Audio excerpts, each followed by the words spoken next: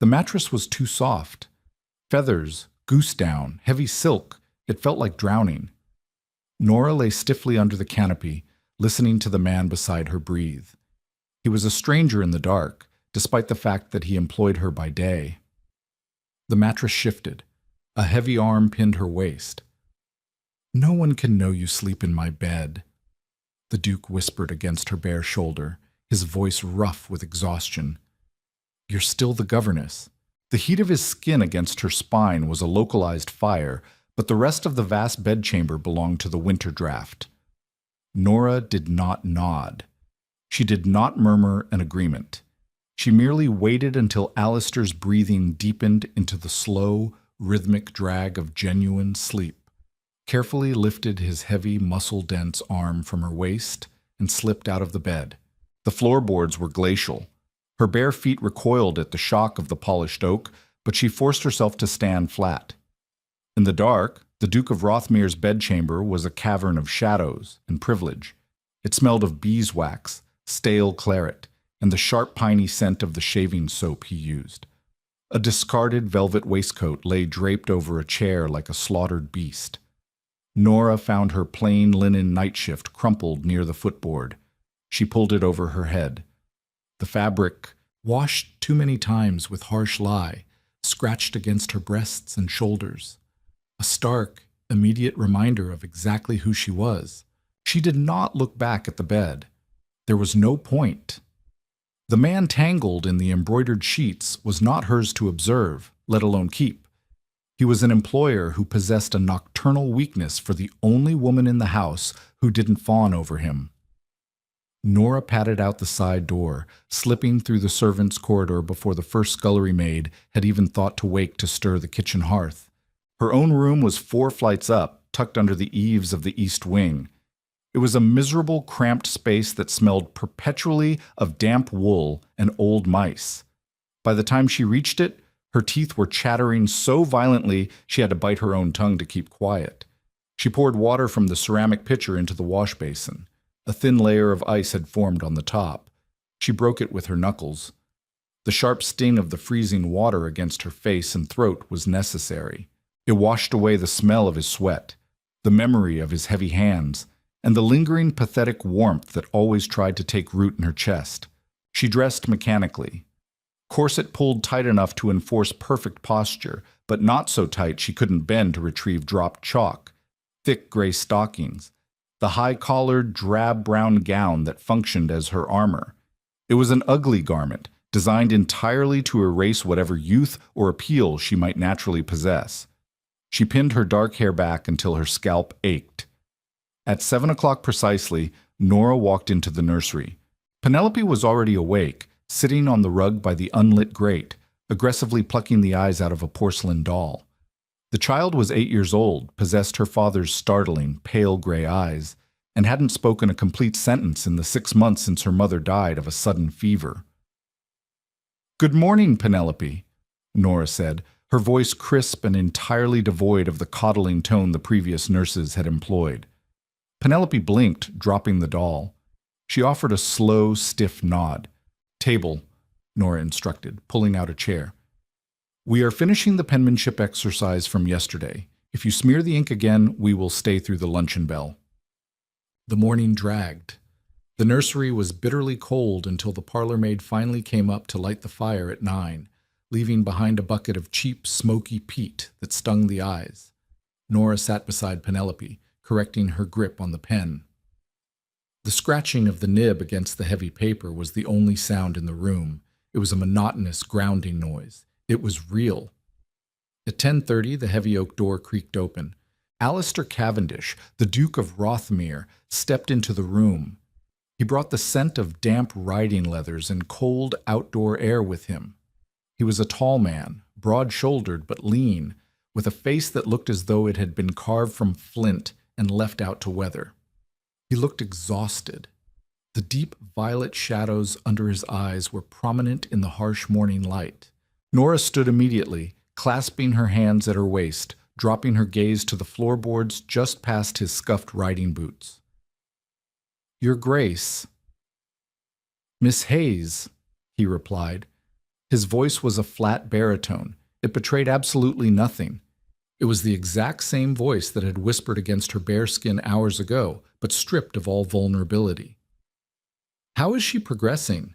Alistair asked, not looking at his daughter, but staring directly at the side of Nora's face. "Her penmanship improves, Your Grace," Nora said evenly.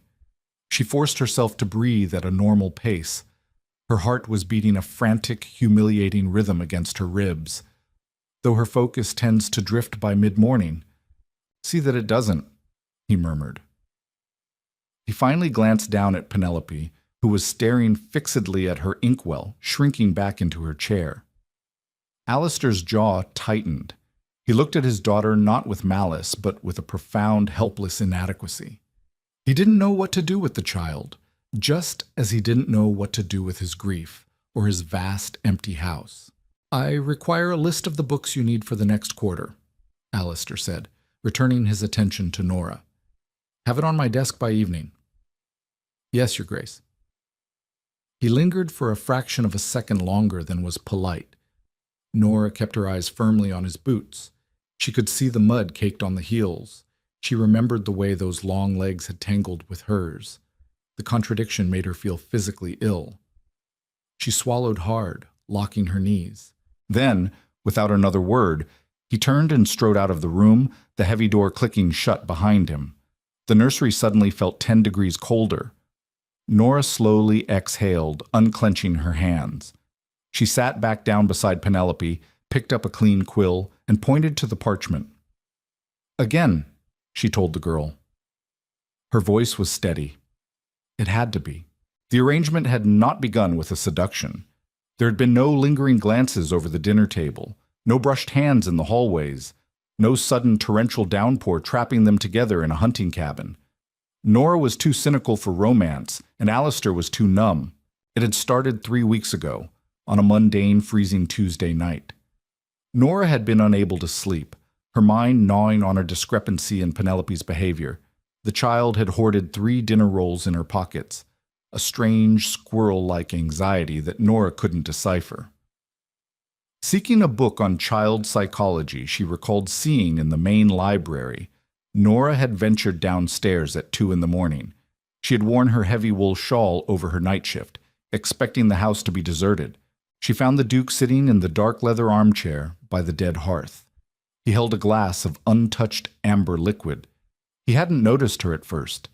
He was staring at the cold ashes with an expression of such hollow, crushing defeat that Nora had frozen in the doorway. He looked entirely broken. When he finally sensed her presence, he didn't demand to know why she was out of bed. He didn't shout. He just looked at her, his pale eyes catching the moonlight from the tall windows. "I cannot sleep in that room," he had said, his voice a hoarse rasp, not a command, not an explanation, a confession to the shadows. The quiet is deafening. Nora, practically to a fault, hadn't offered platitudes about his late wife or the nature of grief. She simply walked over, took the heavy glass from his loose grip, and set it on the side table. "Then do not sleep in it alone," she had replied. It was a staggering risk. It was grounds for immediate dismissal, for ruin.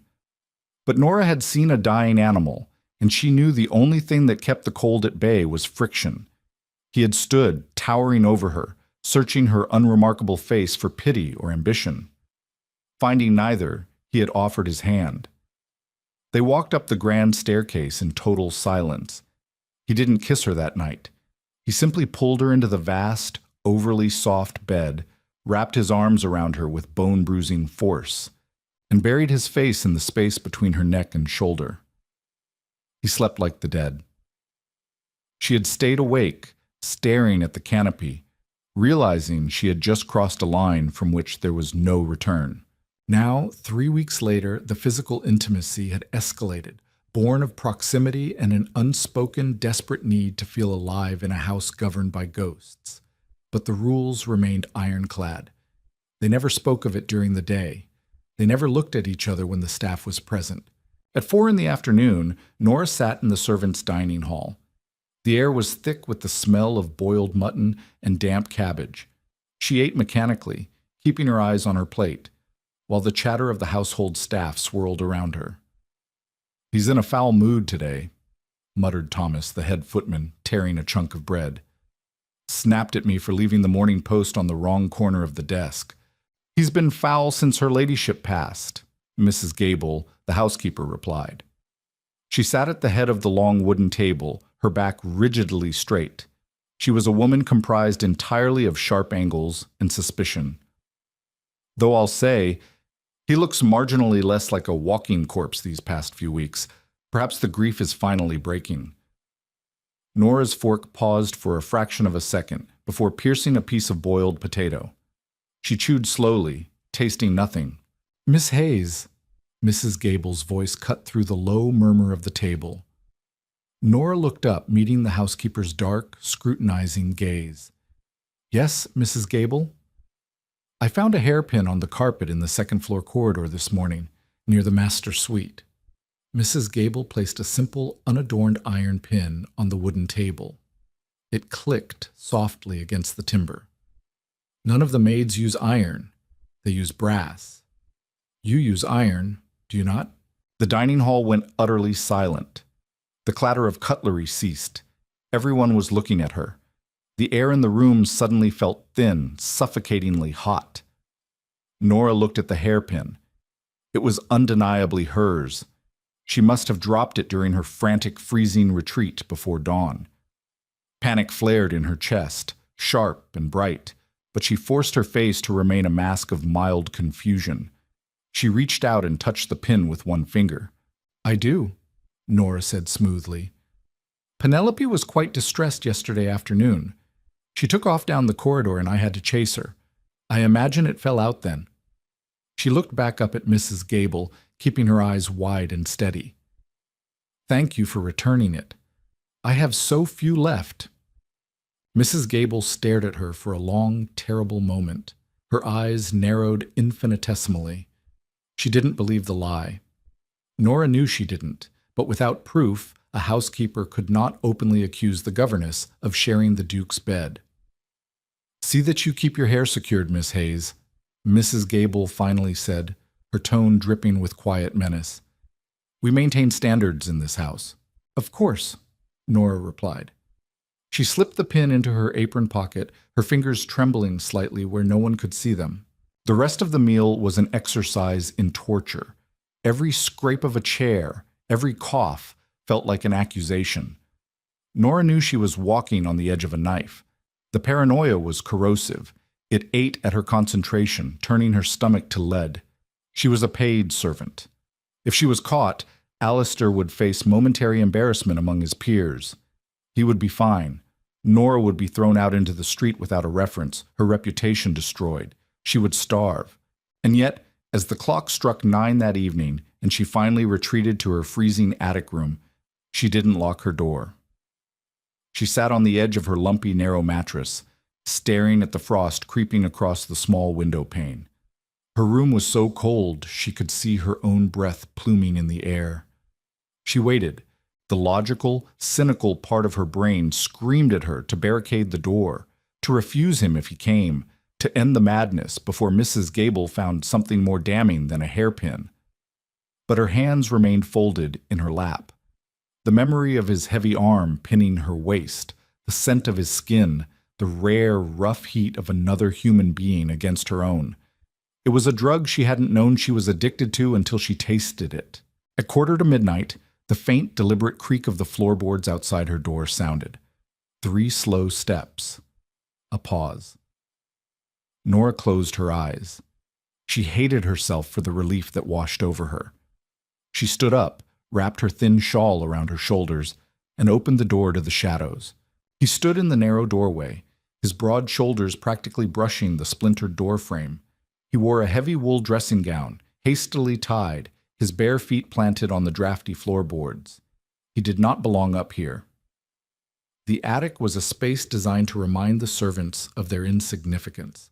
Sloped ceilings that forced a stoop, walls lined with peeling faded paper, and a permanent, inescapable chill. Alistair's presence in it felt entirely wrong. It was a collision of worlds that made Nora's stomach clench. He stepped inside and pushed the door shut behind him. The click of the cheap iron latch sounded like a gunshot in the quiet. "You shouldn't be here," Nora whispered. Her voice trembled, though whether from the freezing air or the sheer terrifying risk of his presence, she couldn't tell. "Mrs. Gable prowls the second-floor landing. If she comes up the servant stairs, she won't." His voice was a low, jagged scrape in the dark. He moved closer. The room was so small, he only had to take 2 strides before he was standing over her. "I checked the corridor. The house is dead." He reached out, his large hands finding her shoulders through the thin, threadbare shawl. His fingers were icy, but the palms were startlingly hot. He pulled her against him. The collision was not gentle. It was fueled by the same hollow, frantic energy that drove a starving man to tear at stale bread. Nora gasped, her hands instinctively coming up to brace against his chest. But the moment she felt the steady, heavy thud of his heart beneath the wool of his gown, her resistance crumbled. She hated herself for it. She hated the immediate, pathetic yielding of her own spine. He walked her backward until her calves hit the edge of the narrow, lumpy mattress. They fell onto it together. The bed frame groaned, a sharp metallic screech of rusted springs that made them both freeze. Alistair went completely still, his weight pressing her down into the horsehair stuffing. They lay in the freezing dark, barely breathing, listening to the silence of the house. A minute passed. No footsteps sounded on the stairs. No doors opened below. Slowly, he exhaled, his breath a warm, damp rush against her collarbone. He didn't speak again. There was no room for words in the dark. He shifted, his movements urgent but tightly constrained by the fear of making another sound. It was an awkward, desperate scramble.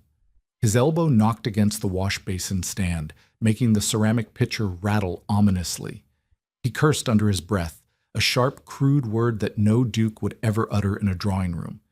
He reached behind her head, wedging his broad hand between the flimsy wooden headboard and the plaster wall to muffle the inevitable rhythmic knocking.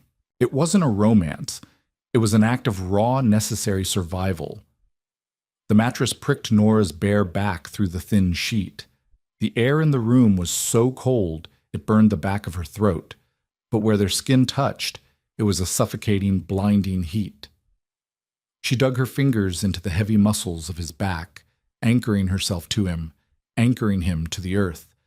He buried his face in the crook of her neck, his breathing ragged, bordering on a sob that he violently suppressed. He was using her to forget, and she was letting him, entirely because she was tired of being invisible. When it was over, the crushing reality of the attic rushed back in. The bed was too narrow for 2 people to lie comfortably. Alistair's legs hung off the edge. The cold began to seep back into their sweat-dampened skin, biting and immediate. He didn't linger. He couldn't. He sat up, running a hand roughly through his dark hair, the shadows hiding his expression. "I will leave the door to the east stairwell unlocked tomorrow night," he murmured, his voice returning to that flat, emotionless baritone. He was already retreating, already rebuilding the walls. "Do not come up the main passage." "Yes, Your Grace," she replied. The title tasted like ash in her mouth. He paused, his hand on the latch. He looked back at her, a shape in the gloom. For a second, Nora thought he might say something else, something human, but he merely opened the door and vanished into the corridor, leaving behind nothing but the faint scent of beeswax and the lingering, humiliating warmth on her sheets. The next morning, the exhaustion sat in Nora's bones like lead. Her head ached behind her eyes as she stood by the nursery window, watching the frost melt sluggishly on the glass. The chalk dust on her fingers felt gritty. "Look." Nora turned. Penelope was standing by the small wooden table, holding up her slate. It was the first time the child had initiated a conversation in weeks. Nora walked over, her posture rigid, pushing down the bone-deep weariness. She looked at the slate. It wasn't a penmanship exercise. It was a crude chalk drawing of a house. But there were no windows. The doors were scribbled over with heavy dark slashes, trapping whatever was inside. It's closed, Penelope whispered. Her pale gray eyes, so agonizingly like her father's, looked up at Nora. Nobody can get out. Nora's chest tightened. She recognized the crushing weight in the child's voice. It was the exact same weight that had driven the Duke to the attic the night before. Grief was rotting the house from the inside out, consuming the father and suffocating the daughter. Nora did not pat the girl's head. She did not offer a soft, useless smile. She took the damp cloth from the edge of the desk, wiped a single clean square through the heavy chalk lines of the door, and handed the slate back. "Then we make a draft," Nora said firmly. "Even closed houses need air, Penelope, or the wood rots." Penelope stared at the clean square of slate for a long time. Slowly, she picked up her piece of chalk. She didn't draw a door, but she carefully traced the outline of the opening. It was a minuscule, fragile victory. Nora sat back down, the ache in her head fading into a dull throb. She had survived another night, and she had survived the morning. That had to be enough. By Thursday afternoon, the illusion of separation began to fracture. The physical toll of the late nights and the unyielding, frigid mornings was compounding, fraying Nora's normally ironclad composure. She caught herself staring at the grain of the nursery floorboards for minutes at a time, her mind completely blank, her body vibrating with a low-grade constant fatigue. The summons came at 2 o'clock. A maid arrived at the nursery door with a crisp instruction. The Duke required the governess to bring the ledgers for Penelope's new winter wardrobe to the main library. Nora smoothed her drab brown skirt, checked that her hair was severely pinned, and picked up the leather-bound book. Her heart, predictably, began its heavy, traitorous thumping against her ribs. She hated the physical reaction. She hated the way her body betrayed her intellect. The library was located in the West Wing, a sprawling, magnificent room lined with mahogany shelves and smelling of old paper, rich leather, and expensive cigar smoke. As Nora approached the heavy double doors, she heard voices. A guest. She hesitated, her hand hovering over the brass knob. She should wait. A governess did not interrupt a duke when he was entertaining peers, but the summons had been immediate. Gritting her teeth, she pushed the door open, keeping her gaze appropriately lowered. The heat of the room hit her like a physical blow. A massive fire roared in the marble hearth, radiating a luxurious, wasteful warmth that made the damp chill of her attic seem like a different planet. 2 men sat in the deep leather armchairs by the fire. Alistair, and an older, thickly built man with a ruddy complexion and an aggressively tailored tweed suit. Lord Townsend, a neighbor who owned the sprawling estate to the south. "Ah," Townsend rumbled, his voice thick with port and self-satisfaction. "The domestic machinery grinds on." "Miss Hayes," Alistair said. His voice was cool, distant, entirely aristocratic. "The ledgers." Nora walked forward. She felt exposed, ugly, and entirely out of place in her coarse wool dress against the backdrop of silk rugs and velvet drapery. She approached the small table between the men, keeping her eyes fixed on the silver tray holding a decanter of brandy. "Right here, Your Grace," she murmured, placing the ledger down. As she pulled her hand back, Townsend leaned forward, his watery blue eyes trailing slowly up her arm, lingering on the line of her corset, before finally resting on her face. It was a distinctly assessing look, the kind a man gives a horse before checking its teeth. "A new addition to the staff, Rothmere?" Townsend asked, taking a drag from his cigar. The smoke curled toward Nora, thick and cloying. "Rather severe, isn't she? But I suppose one needs a firm hand with a child who has difficulties." Nora's jaw clenched so hard, her teeth ached. She stood perfectly still, her hands clasped tightly at her waist, staring at the spine of a book on a nearby shelf.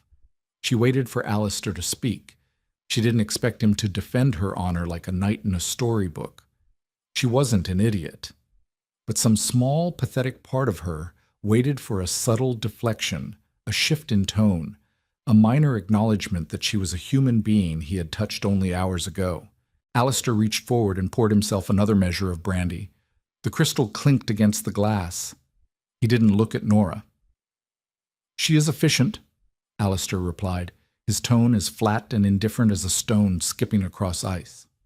"And she keeps Penelope quiet. That is the entirety of her function." The words landed perfectly. They were exactly what a duke should say to a peer about a servant. They were protective of his own reputation, dismissing her importance utterly, turning her back into a piece of furniture. "Indeed," Townsend chuckled, losing interest and leaning back. "Well, as I was saying about the grain tariffs—" "You may go, Miss Hayes," Alistair said, waving a hand dismissively.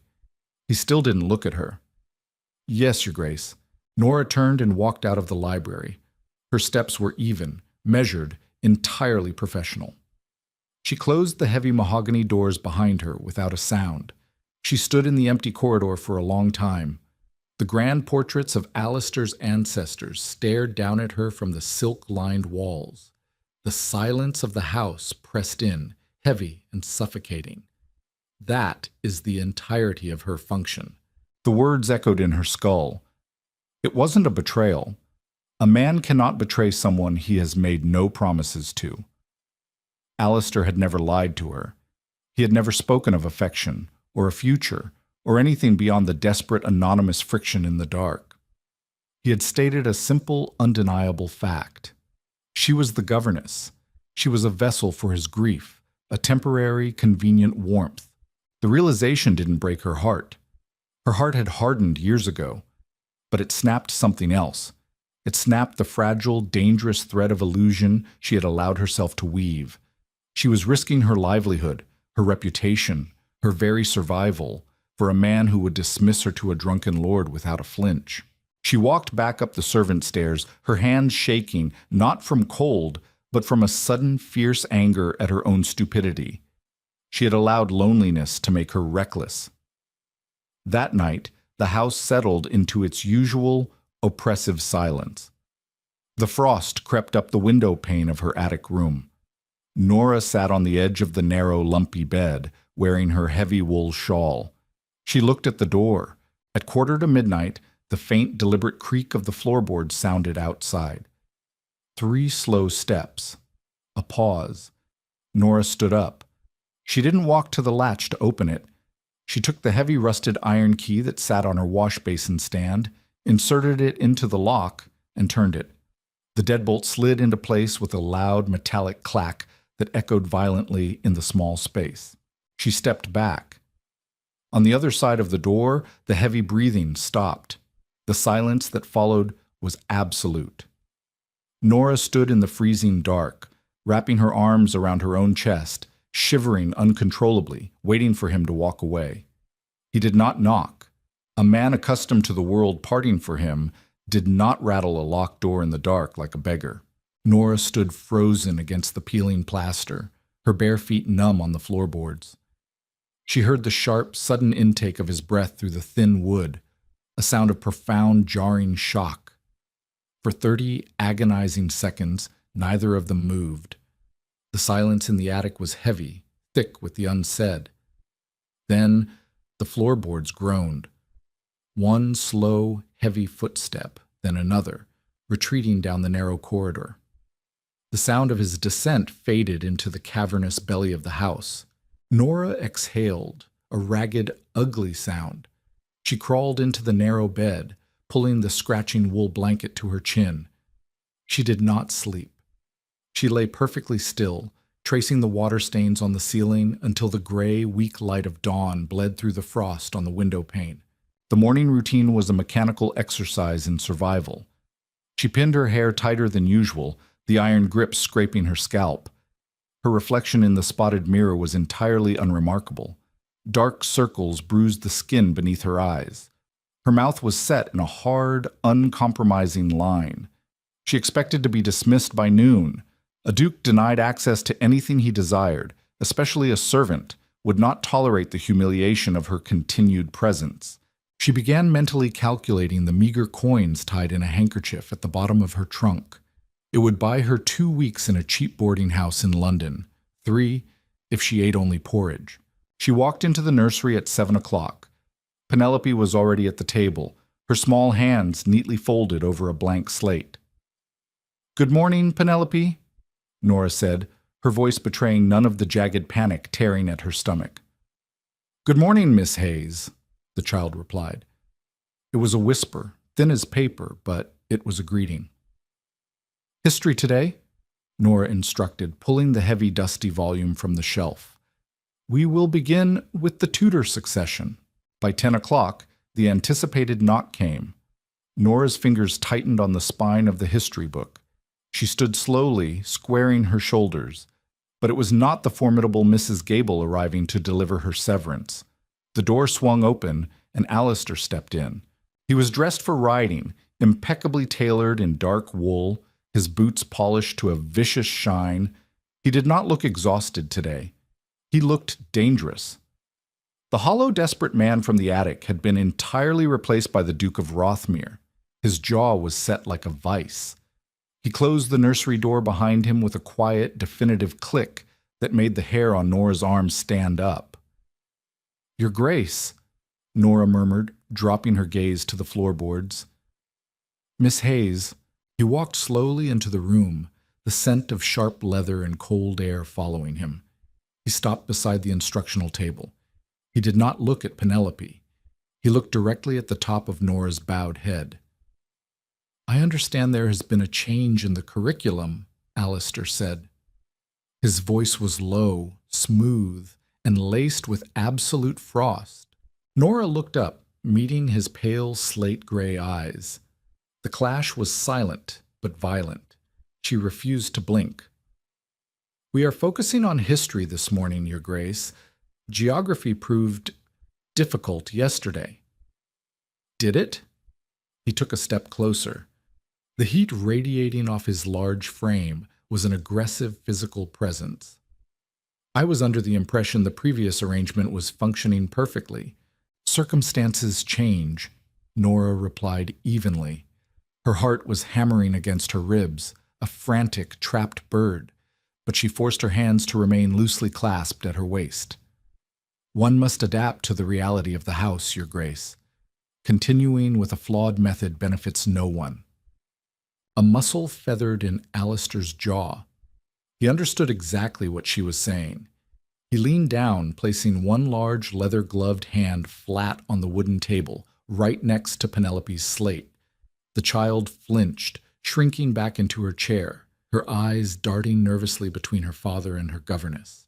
Alistair noticed the flinch. He froze, his gaze snapping down to his daughter. The anger in his posture dissolved, replaced instantly by a stark, suffocating guilt. He pulled his hand back as if the wood had burned him. "The library ledgers," he said abruptly, his voice stripping itself of the dangerous edge, leaving behind a brittle emptiness. He looked back at Nora. "You made an error in the sum on the final page. You will come to my study at 4 o'clock to correct it." It was an order. It was a test. He was reasserting his authority, dragging her onto his territory in the cold light of day. "I will correct the error here, Your Grace, and send the ledger down with a footman," Nora countered. It was an appalling breach of protocol. A servant did not dictate terms to a master. Alistair stared at her. The silence stretched, thin and humming with tension. He was a man who could ruin her with a single word to his steward. Nora braced herself for the dismissal, her spine rigid against the drafty air of the room. Instead of shouting, Alistair gave a sharp, incredulous huff of breath that was almost a laugh, though entirely devoid of humor. He looked at her not with aristocratic disdain, but with a frustrated, feral intensity. 4 o'clock, Miss Hayes," he repeated softly. He turned on his heel and strode out of the nursery. The door shut firmly behind him. Nora slowly exhaled, her knees trembling slightly beneath her heavy wool skirt. She sat down next to Penelope, picking up a piece of chalk. She had won the skirmish, but the war had merely shifted battlegrounds. By 3 o'clock, Mrs. Gable's petty tyranny manifested. The housekeeper intercepted Nora in the second-floor corridor, her face a mask of pinched disapproval. "Miss Hayes," Since you seem to have an excess of idle time between the child's lessons, you will inventory the linens in the West Wing stores. Today, the maids are occupied. The West Wing stores were located at the far end of the corridor, directly adjacent to the master suite. It was a calculated, vicious assignment. Mrs. Gable was waiting to see if Nora would invent an excuse to avoid the area, or worse, if she would linger near the Duke's quarters. "Of course, Mrs. Gable," Nora replied, keeping her expression bland. She took the ring of heavy brass keys from the housekeeper's hand. The metal was cold. The linen closet was not a closet. It was a long, windowless room lined from floor to ceiling with deep oak shelves. It smelled overpoweringly of dried lavender, starch, and old dust. Nora lit a single oil lamp and set to work. She dragged a heavy wooden stool to the far corner, counting the thick, embroidered winter quilts. The work was mindless, physical, and a welcome distraction from the looming dread of 4 o'clock. At 3:45, the heavy door of the linen room clicked shut. Nora spun around, nearly knocking the oil lamp off the shelf. Alistair stood just inside the room. He had discarded his riding coat and wore only a crisp white shirt, the collar unbuttoned, and a dark waistcoat. The sheer size of him made the cramped room feel suddenly claustrophobic. He leaned back against the heavy wooden door, deliberately turning the iron key in the lock behind his back. The clack echoed loudly in the confined space. "You did not come to the study," he said. The flat baritone was gone. His voice was rough, unpolished. "It is only 1:15, Nora said, stepping back until her spine hit the edge of a shelf. "And I have been tasked by Mrs. Gable to inventory this room. I cannot leave until it is finished." "Mrs. Gable does not employ you. I do." He pushed off the door and closed the distance between them in 3 long strides. He stopped inches from her. The smell of dried lavender was instantly overpowered by the scent of him, soap, wool, and the faint sharp tang of brandy. Nora tilted her chin up, refusing to shrink. "And as my employer, you should know better than to corner a servant in a locked room," Nora said, her voice low and furious. "If a maid tries that door, I will be out on the street by nightfall. But you will merely have to endure an uncomfortable conversation with your steward. Do not play the frightened maid with me, Nora. It doesn't suit you." It was the first time he had ever used her Christian name. It felt like a physical violation, tearing away the last protective layer of their formal arrangement. "I am not playing anything," she snapped, the tightly coiled anger finally breaking free. "I am surviving. Something you clearly know nothing about, given how casually you treat the only livelihood I have." Alistair reached out, his hand gripping her upper arm. His fingers dug into the coarse wool of her sleeve. It wasn't a violent grip, but it was absolute. "Why did you lock the door?" "Because I heard you in the library yesterday," she hissed, trying to wrench her arm away, but he held fast. "I heard exactly what you think of me. That is the entirety of her function." Alistair flinched. The grip on her arm loosened slightly, his pale eyes widening in the dim light of the oil lamp. He looked genuinely rattled. "You were eavesdropping." "I was delivering the ledger you demanded," she corrected harshly, "and I received a very clear, very necessary reminder of my place in this house. I am a convenience, a warm body to keep the ghosts away until you find a suitable wife. That is your privilege as a duke, but it is my privilege to decide who enters my room. I was speaking to Townsend," Alistair said, his voice dropping to a desperate, urgent rasp. He stepped closer, crowding her against the linen shelves. "A man who gossips like a bored widow. What did you expect me to say? That my governess is the only reason I haven't put a pistol in my mouth to escape the silence in this damned house?" Nora's breath hitched. The raw, bleeding confession hung in the dusty air between them, completely upending the balance of power. She stared at the sharp lines of his face, seeing the cracks in the stone. "It doesn't matter what you say to him," Nora whispered, her anger turning to a heavy, suffocating ache. "It matters that it is true. I am just the governess."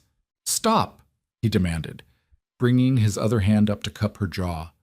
His palm was hot, his thumb rough against her cheekbone. He didn't kiss her. It was a gesture of frantic possession, not romance. Do you think I care about the title when the door is shut? Do you think I feel like a duke when I'm shivering in your bed? But the door opens, Alistair, she breathed, dropping the title. The reality of his name felt heavy on her tongue. The sun comes up, and I have to sit in the dining hall and pray Mrs. Gable hasn't noticed my hair's out of place. Footsteps sounded in the corridor outside. Heavy, deliberate footsteps. They were moving steadily toward the end of the hall, toward the linen room. Nora froze, the blood draining from her face. Alistair's hand dropped from her jaw instantly. He took a swift step back, putting 3 feet of polite, terrifying distance between them. The intimacy evaporated, replaced by cold, hard panic. The handle of the heavy oak door rattled. The heavy brass handle rattled again, louder this time, followed by the sharp, impatient rapping of knuckles against the thick oak. "Miss Hayes." Mrs. Gable's voice bled through the wood, muffled but unmistakably rigid with suspicion. "The door appears to be stuck. Are you inside?" Nora's lungs seized. The air in the claustrophobic linen room suddenly tasted of ash and copper. She took a blind step backward, her shoulder colliding hard with the edge of a shelf. A stack of starched pillowcases toppled, hitting the floorboards with a soft, sickening thud. Alistair's reaction was instantaneous and entirely devoid of panic. The frantic, bleeding man who had just laid his soul bare vanished, swallowed whole by the Duke of Rothmere. He held a finger to his lips, a sharp, commanding gesture for absolute silence. He smoothly untangled the heavy iron key from his fingers, slipping it into his waistcoat pocket. "Miss Hayes?" Mrs. Gable called again. The handle twisted violently. "Stand clear of the latch." Alistair didn't hesitate. He stepped toward the door, his movements silent despite his heavy leather boots. He reached out, grasped the brass handle from the inside, and yanked the heavy oak door inward with enough force to make the hinges shriek. Mrs. Gable stood in the corridor, her hand raised to knock again.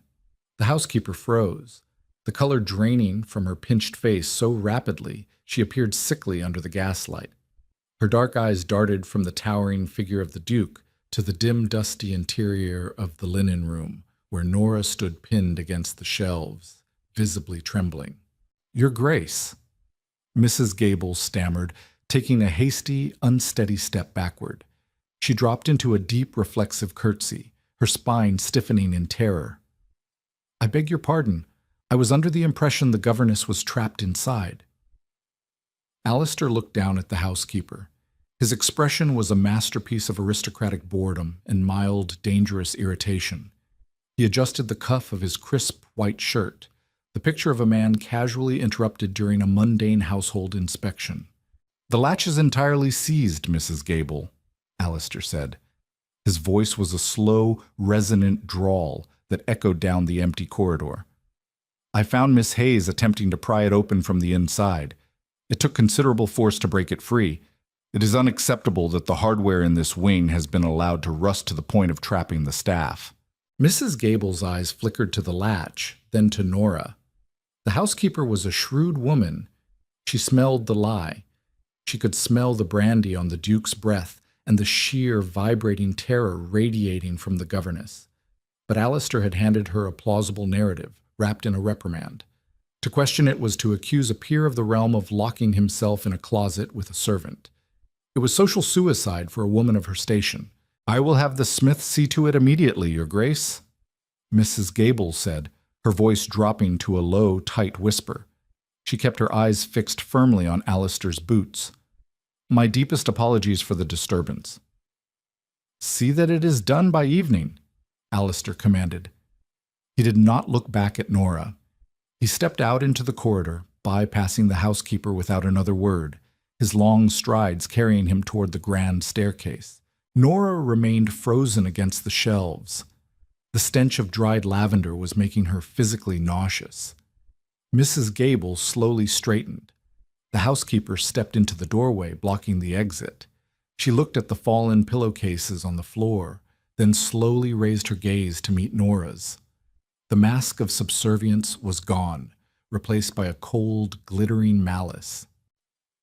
"Pick those up, Miss Hayes," Mrs. Gable hissed, her voice barely louder than a breath. "And ensure you wash your hands before you touch them again. The filth on them is palpable." Nora's jaw ached from clenching it. She did not argue. She did not defend herself. She dropped to her knees on the dusty floorboards, her coarse wool skirt pooling around her, and began gathering the pristine white linen. Her hands shook so violently she could barely fold the fabric. She was acutely aware of Mrs. Gable watching her, analyzing the flush on her neck, the frantic pulse beating at her throat. When Nora finally emerged from the room, Mrs. Gable stepped aside, offering a smile that did not reach her eyes. A seized latch. How very fortunate His Grace was passing by. Nora walked away without a word. She kept her spine perfectly straight until she reached the servants' stairwell. The moment she was out of sight, she collapsed against the cold stone wall of the landing, pressing her face into her hands. A dry, wretched sob tore its way up her throat. She had survived by a fraction of an inch. That night, the attic felt smaller than ever. The frost on the window pane was thick, obscuring the moonlight. Nora did not sit on the edge of the bed and wait for footsteps. She pulled her battered leather trunk from beneath the iron frame.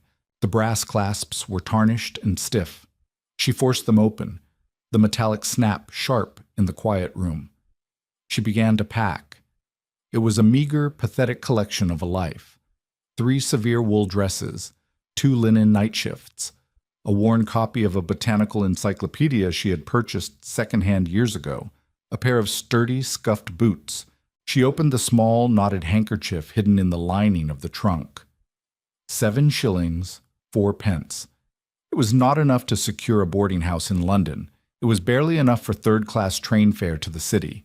If she left tomorrow, she would arrive with nothing, no references, and no prospects. She would likely end up scrubbing grates in a workhouse before the month was out. Nora sat on the freezing floorboards, the coins cutting into her palm. She closed her eyes, remembering the searing heat of Alistair's hand against her jaw, the desperate hollow sound of his confession. "Do you think I feel like a duke when I'm shivering in your bed?" She loved him. The realization did not bloom like a flower. It struck her like a physical blow to the ribs, sharp and crippling. She loved a man who was using her to survive his own ruin, a man who could destroy her life without even intending to. And because she loved him, and because she was not a fool, she knew she had to leave. The smell of wet chalk and old coal smoke in the nursery the next morning made Nora's stomach churn. She stood by the window, watching the groundskeeper hack at the frozen earth near the rose bushes. The sky was a bruised, heavy gray, promising snow. She had not slept. Her eyes burned, her skin feeling paper-thin and fragile. Her packed trunk remained locked beneath her bed, waiting for her to gather the courage to inform the steward of her immediate departure. "Miss Hayes," Nora turned from the glass. Penelope was sitting at her small desk. The child had not touched her slate. Instead, she was staring at Nora with an unnerving, unblinking intensity. The 8-year-old possessed a quiet vigilance that adults often mistook for dullness. Penelope noticed the tightened jaw, the hollowed eyes, the severe, unforgiving way Nora had pinned her hair this morning. "Yes, Penelope?" Nora asked, her voice lacking its usual crisp authority. It sounded brittle, ready to snap. Penelope picked up her chalk. She did not draw a house with barred doors. She carefully, laboriously wrote 4 words in jagged, uneven print. She pushed the slate across the wooden table. "You are going away." It wasn't a question. Nora stared at the white dust against the dark slate. The crushing weight of guilt pressed down on her chest, heavy and suffocating. She walked over to the table and crouched beside the child's chair, putting herself at eye level. She did not wipe the slate clean. "I cannot stay here, Penelope," Nora said softly. It was the first time she had spoken to the girl not as a governess commanding a pupil, but as one human being to another.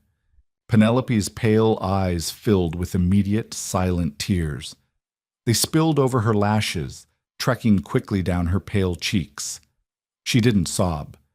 She simply cried with the silent, practiced grief of a child who had already learned that crying aloud changed nothing. She reached out, her small, ink-stained fingers grabbing a fistful of Nora's coarse brown skirt, holding on with white-knuckled desperation. Nora's breath hitched. She wrapped her own hand over Penelope's, her thumb rubbing the small, trembling knuckles. "You are strong. You are much stronger than this house, and you are stronger than the silence. Do you understand me? You must speak to him. He is lost, but he is your father." The heavy nursery door swung open without a knock. Alistair stepped inside. He stopped dead, taking in the scene. The weeping child clutching the governess's skirt, and Nora kneeling on the floor, her own face pale and drawn. The dark shadows under his eyes were prominent today, his face locked in a severe, unreadable mask. "What has happened here?" Alistair demanded, his voice slicing through the quiet room. Nora stood up slowly, gently prying Penelope's fingers from her skirt. She smoothed the fabric, her hands trembling. She kept her eyes trained on the middle button of Alistair's waistcoat. "Penelope is merely fatigued, Your Grace. The history lesson was taxing." "Leave us," Alistair said. The command was directed at the child. Penelope sniffled, wiping her nose with the back of her sleeve.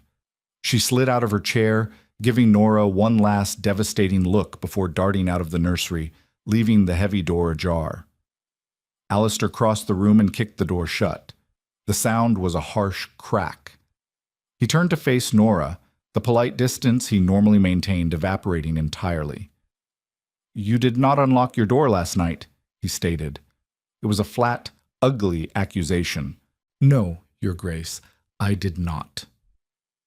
Nora stepped behind the instructional desk, putting a physical barrier between them. She needed the wood to anchor her.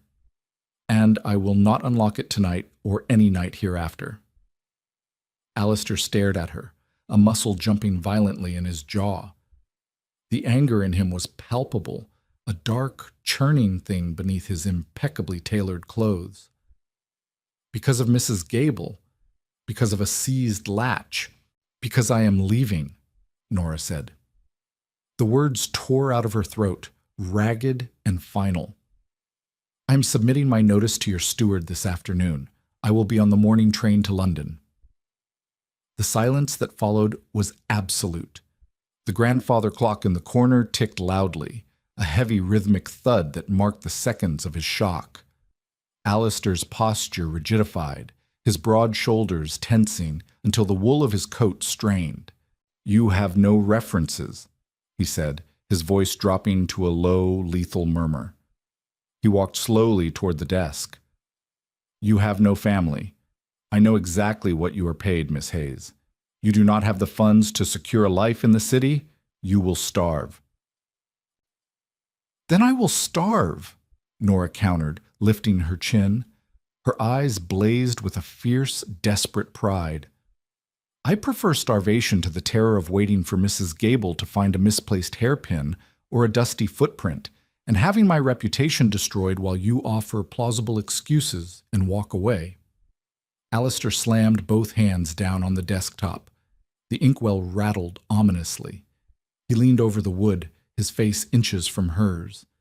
He smelled of cold air and bitter coffee. "I protected you yesterday," he hissed, his eyes feral, stripping away the Duke, leaving only the starving man. "You protected yourself," Nora shouted back, the volume of her own voice shocking her. She didn't care who heard. "You protected your title.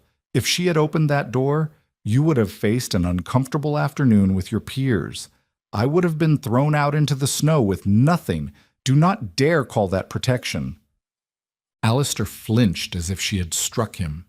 He slowly pushed himself off the desk, his hands dragging through his dark hair, a gesture of complete, uncharacteristic defeat. He turned his back to her, staring blankly at the wall map of the British Empire. "I cannot let you go," he said. The anger was gone, replaced by a bleak, hollow despair. "The house. The silence will kill me, Nora. It is already killing Penelope. I cannot cure your grief, Alistair, she whispered, her anger dissolving into that same heavy, suffocating ache. I'm only a governess. I'm a bandage on a wound that requires stitching. If you want to survive, you have to look at your daughter, not at me in the dark. He turned back to her. His eyes were wide, desperate, entirely stripped of their aristocratic armor. Then do not be the governess. I have a cottage on the southern edge of the estate. It is secluded, stone-built, warm. I will furnish it. I will provide a stipend that guarantees you will never worry about a boarding house or a rusted trunk again. Nora froze. The offer hung in the dusty air, heavy and toxic. He was offering her security. He was offering her comfort. He was offering to make her his hidden mistress. The insult burned hot and bright in her chest, a corrosive acid that ate away the last lingering thread of her affection. She looked at the man she loved, realizing he truly did not understand the difference between survival and dignity. I am a worker, Your Grace, Nora said, her voice dropping to a dead, emotionless flatline. I am not a whore. My notice will be on your steward's desk by 3. The leather of the trunk handle bit into her palm. It was heavy, packed with nothing but cheap wool and a stubborn, bleeding pride. Nora dragged it down the 3 flights of narrow, unlit servant stairs. Each step was a jarring jolt to her shoulder socket. She had delivered her folded notice to the estate steward, Mr. Finch, who handed over her remaining wages, 6 shillings and 4 pence, with a disinterested sniff. No one offered to help. As Nora reached the ground floor, Mrs. Gable stood at the intersection of the kitchens and the scullery corridor, her knobby hands folded primly over her starched black apron. The cruel, vindicated satisfaction radiating from her rigid posture was unmistakable. "Leave the keys on the hook, Miss Hayes," the housekeeper instructed, her voice echoing harshly off the damp flagstones. Nora unclipped the heavy brass ring and dropped it onto the iron hook. The loud, metallic jangle signaled the absolute end of her tenure. She pushed open the heavy oak service door with her shoulder and stepped out into the biting winter afternoon. The cold hit her lungs like swallowed glass. The bruised gray sky had finally broken, spitting hard, granular flakes of snow that stung her cheeks like flying sand. The gravel of the long drive crunched aggressively beneath her scuffed boots. She had 2 miles to walk to the village station. She didn't look back at Rothmere Hall. Looking back was a luxury for people who had a safety net. She focused purely on the mechanics of walking, right foot, left foot, the agonizing drag of the trunk, the burn in her shoulder. The wind howled across the open estate, whipping her drab brown skirt around her legs. She made it half a mile before she heard it. Not the rhythmic clatter of a carriage, but the frantic, heavy impact of boots running on gravel. Nora stopped, her chest heaving, and turned. Alistair was 100 yards away, sprinting through the driving snow. He wore no overcoat, no hat, no gloves, only dark trousers and a white linen shirt, the collar undone, the sleeves pushed aggressively up to his elbows. Snow melted against the broad heat of his shoulders. Stripped of the terrifying polish of his title, he looked feral, a man drowning who had finally decided to fight the current. He closed the distance, stopping 3 feet from her, fighting for oxygen in the freezing air, his knuckles red and raw. "You!" he gasped, bracing his large hands on his knees. "You walk too fast." Nora's grip on the trunk handle tightened until her joints ached. "You should go back inside, Your Grace. You will catch a chill." Alistair straightened. He looked at her face, his pale slate eyes burning with a desperate, frantic clarity. "I went to the nursery," he said, his voice a hoarse rasp over the wind, "to find Penelope." Nora's stomach clenched. "Is she all right?" "She spoke to me." Alistair stepped closer. "She threw a wooden alphabet block at my head and told me I was a coward. She's 8 years old, and she possesses more courage than I have mustered in a year. She's right. I am a coward. I have been hiding behind my dead ancestors, expecting you to bear the crushing weight so I didn't have to. Alistair, please, Nora whispered. The raw honesty was breaking down the iron walls she had spent hours reinforcing. He stepped forward, kicking the leather trunk out of the way. He grabbed her frozen face with both bare hands. His palms were boiling hot against her icy skin. I do not want a mistress in a cottage, he said fiercely, his thumbs smearing melting snow across her cheekbones. I was terrified of the scandal, of losing my respectability, but standing out here, none of it matters. The title means absolutely nothing if the house is a tomb. The house will ruin us, she argued, though she leaned into his burning hands. Then we leave it. We board the windows. We take Penelope and go to London. I do not care. He pressed his forehead against hers. Marry me. The words hung in the frigid air, massive and impossible. You are a duke, Nora breathed, and you are the only human being who makes me feel alive, he answered. I will fire Mrs. Gable the moment we walk through those doors. Let the House of Lords gossip until their throats bleed, but do not leave me in the silence, please. He didn't demand. He begged. It was the complete surrender of his pride, laid bare in the winter storm. Nora tasted the salt of her own tears mixing with the weather. She brought her numb, gloved hands up, resting them against his racing heart beneath the damp linen. You will freeze to death before we reach the doors, she whispered. A fierce, jagged smile broke across Alistair's face. He leaned down, burying his face in the crook of her neck. Then you will just have to keep me warm. He released her, bent down, and hoisted her heavy leather trunk onto his own shoulder. Nora watched the Duke of Rothmere haul cheap servant's luggage through a blizzard, the tension in her spine finally unraveling. She fell into step beside him. As they approached the main carved entry, the footman scrambled to throw the doors open. His eyes bulged at his master drenched in snow, the governess by his side. Alistair strode into the grand foyer, leaving muddy tracks across the priceless Persian rug. He dropped the luggage with a resounding crash. Thomas, Alistair barked, his voice ringing with a new dangerous authority. Summon Mrs. Gable. Tell her to pack her bags. Nora stood in the center of the foyer, the ice melting from her lashes. The house was no longer silent. The walls of Rothmere Hall couldn't hold back the truth forever. Nora and Alistair proved that real love doesn't hide in the shadows. It demands to be brought into the light, flaws, mud, and all. Their raw, messy fight for survival turned into a fierce fight for each other. If this deeply human romance kept you hooked until the very last muddy footprint on that Persian rug, hit that like button right now. Share this story with your friends who crave authentic historical drama, and make sure to subscribe to the channel for more grounded emotional storytelling. See you next time.